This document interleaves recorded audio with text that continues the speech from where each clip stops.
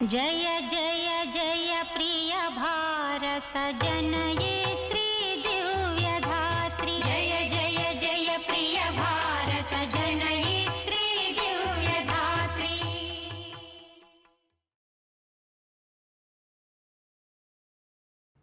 రత్నాకరములు కడిగిన పదములు మంచు మకుటమున మించు ముత్యములు ఒడిలో ఆడెడు ఋషిముని గణములు భారతమాత నీకు నమస్సులు.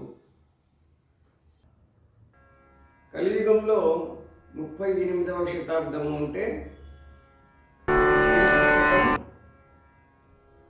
6వ శతాబ్దం 6-7 శతాబ్దంలోకి వస్తుందన్నమాట క్రీస్తు శకం ప్రకారం. అంతవరకు కూడా 56 రాజ్యాలతో కూడిన సమీకృతమైన భారత రాజ్యాంగ వ్యవస్థ ఈ దేశంలో పరిఢవిల్లింది. అందులో కలియుగంలో మొట్టమొదటి భారతదేశపు సమ్రాట్టు పరీక్షిత్తు. కలియుగం ప్రారంభం నుంచి 60 ఏళ్ల పాటు పరీక్షిత్తు పరిపాలించాడు. ఆ తర్వాత ఆయన కుమారుడైన జనమేజయుడు పరిపాలించాడు. ఈ జనమేజయుడు పరిపాలిస్తున్న కాలంలో భారతదేశం మొత్తం సమీకృతమైన రాజ్యాంగ వ్యవస్థగా ఉంది అని చెప్పడానికి అనేకమైన నిదర్శనాలు ఉన్నాయి. అంటే పురాణంలో చెప్పిన విషయాలు మాత్రమే కాకుండా వాంగ్మయంలో మహాభారతం వంటి ఇతిహాసాలు వాటి ద్వారా వెల్లడయ్యే విషయాలే కాకుండా స్పష్టమైన సమయ నిర్ధారణ చేసే శాసనాలు కూడా లభిస్తున్నాయి. జనమేజయుడు తాను రాజ్యానికి వచ్చిన 19వ సంవత్సరంలో 2 ప్రధానమైన విరాళాలు ఇచ్చాడన్నమాట. అందులో మొదటిది తుంగభద్రా తీరంలో ఉండే సీతా లక్ష్మణ భరత శత్రుఘ్న హనుమత్ సమేత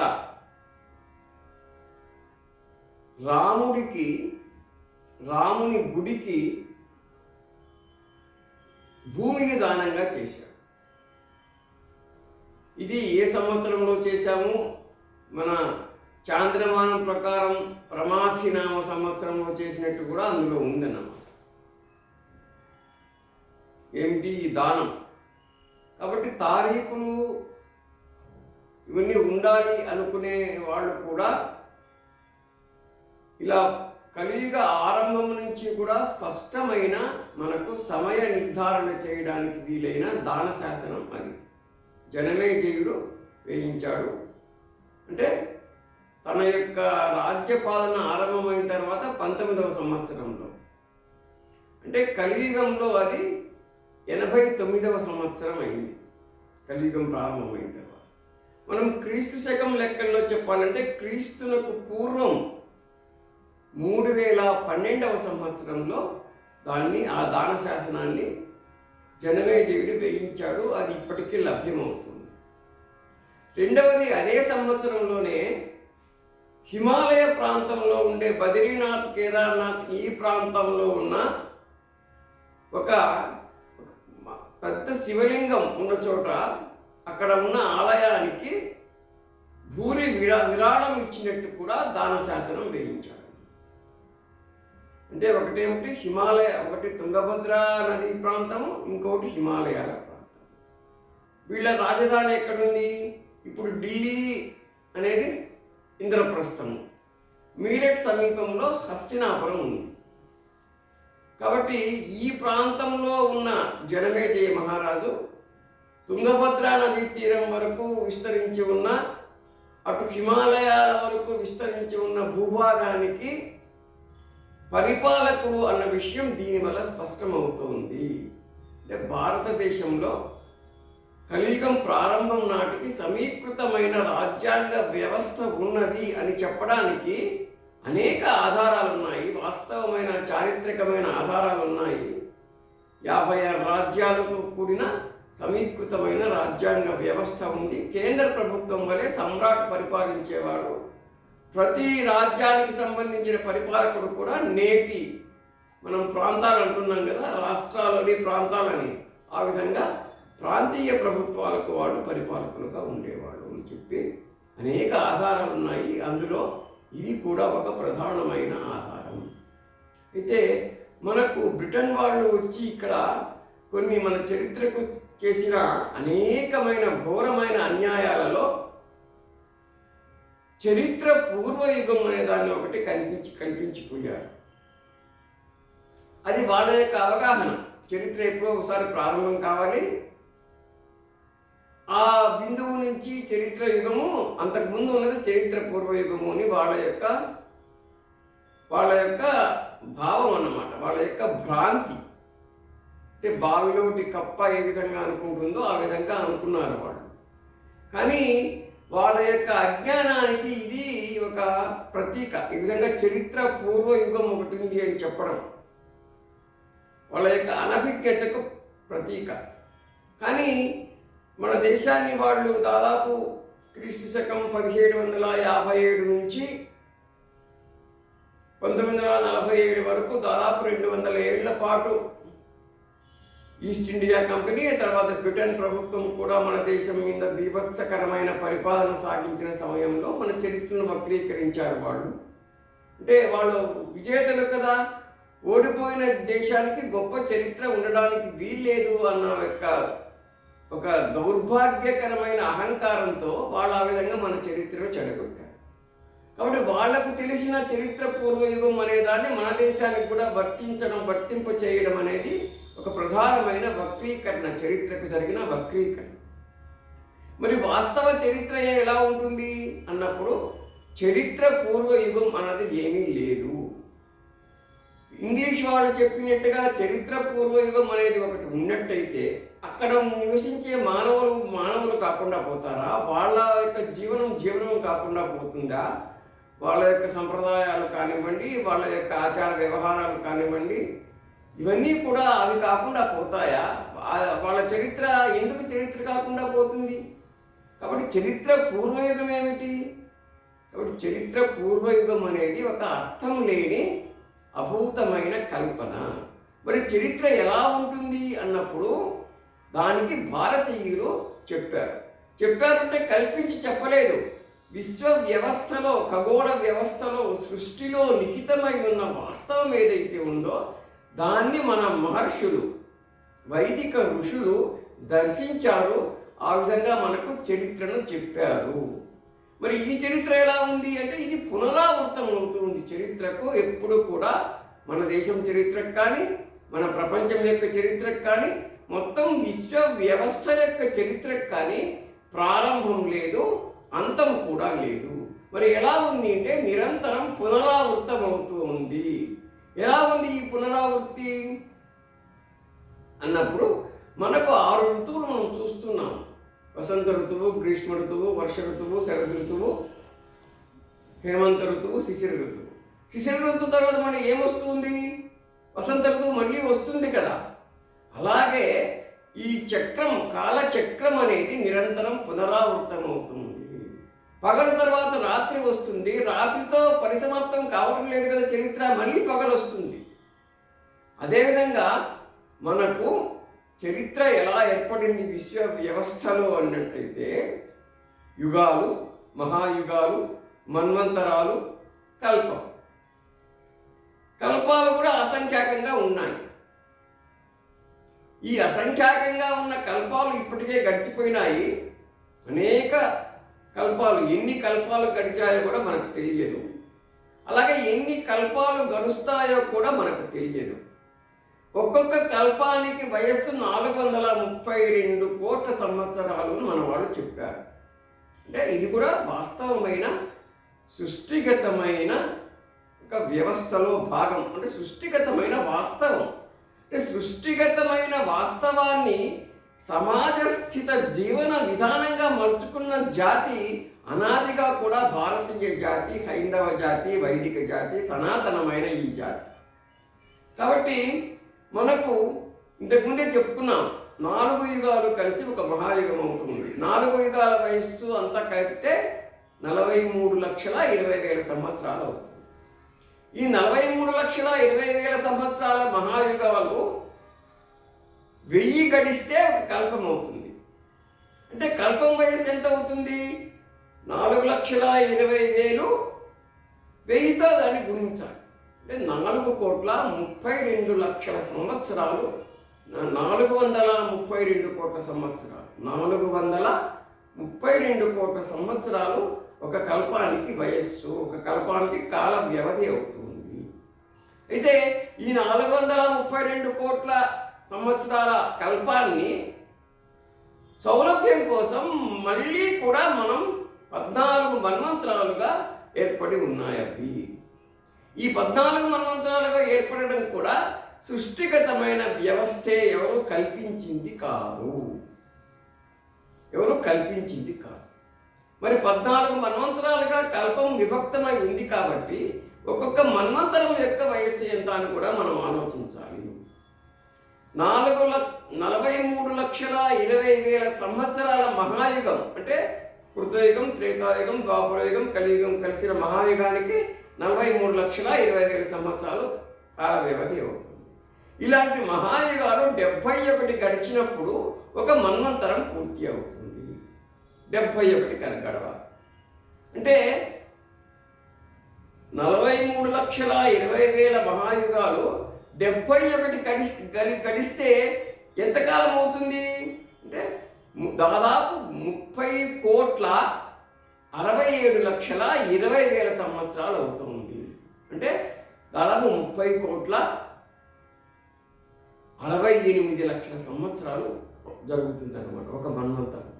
అంటే 71 మహాయుగాలు.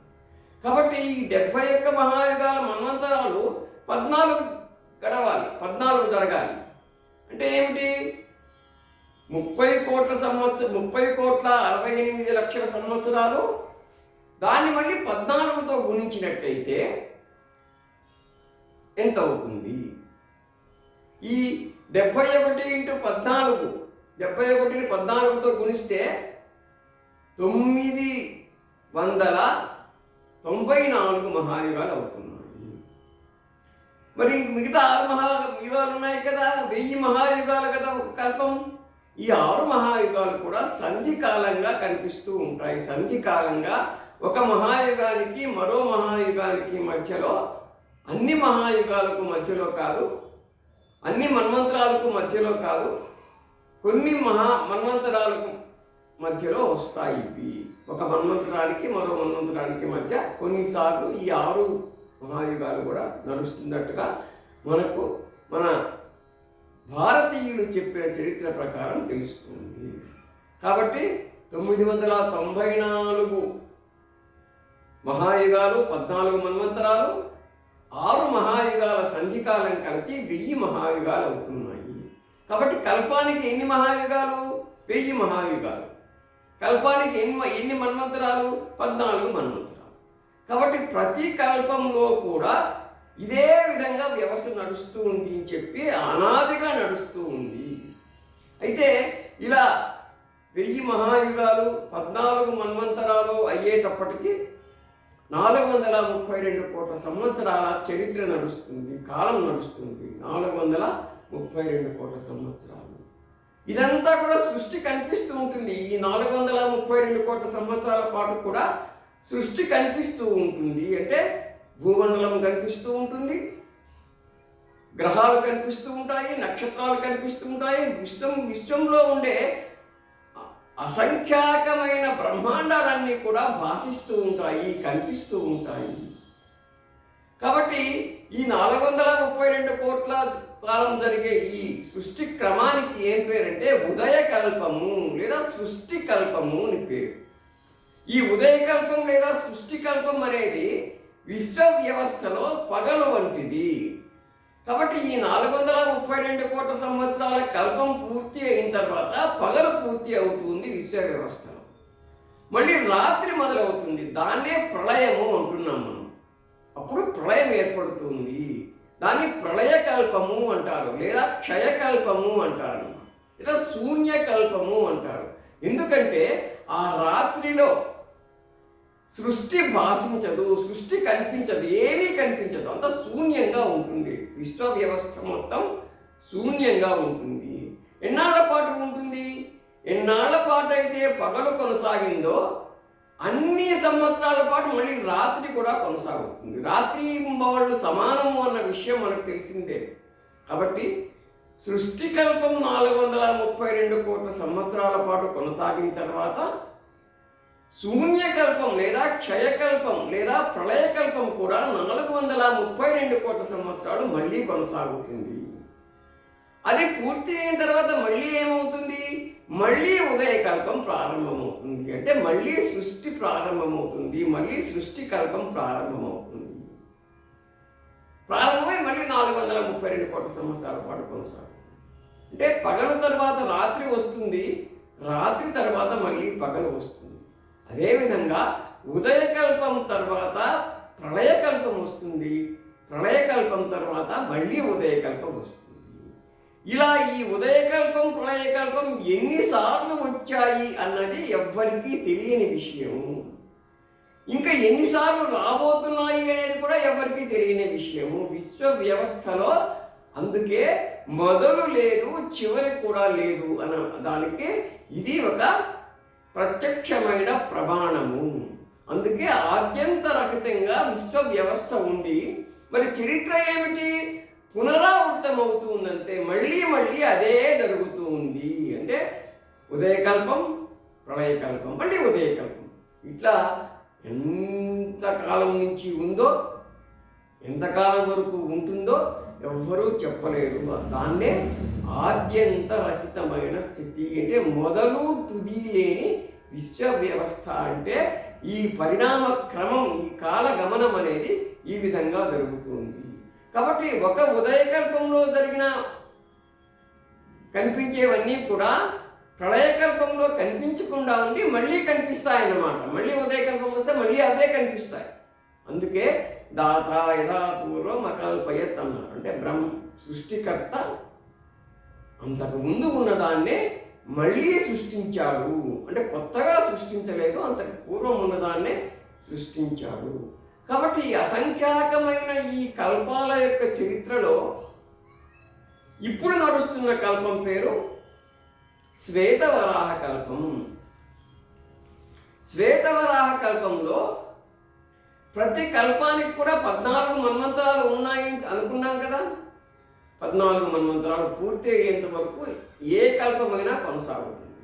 ఈ 14 మన్వంతరాలు పూర్తి అయ్యేసరికి 1000 మహాయుగాలు పూర్తి అవుతాయి. కాబట్టి ఇప్పుడు మన పరిస్థితి, మనం ఎక్కడున్నాము? మనకు 6 మన్వంతరాలు పూర్తి అయినాయి. ఇప్పుడు నడుస్తున్న కల్పం పేరు శ్వేతవరాహ కల్పము.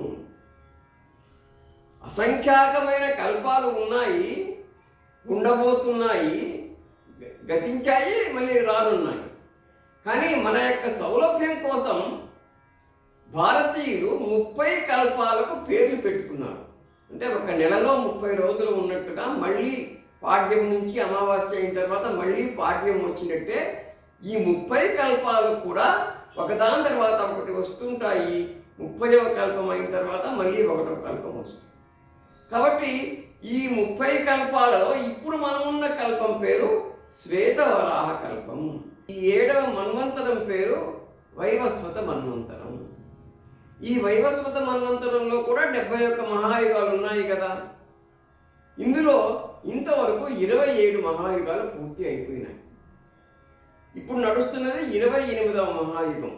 ఇందులో కృతయుగం అయిపోయింది, త్రేతాయుగం అయిపోయింది, ద్వాపరయుగం అయిపోయింది. కలియుగంలో 5122వ సంవత్సరం ఈ శార్వరీనామ సంవత్సరం.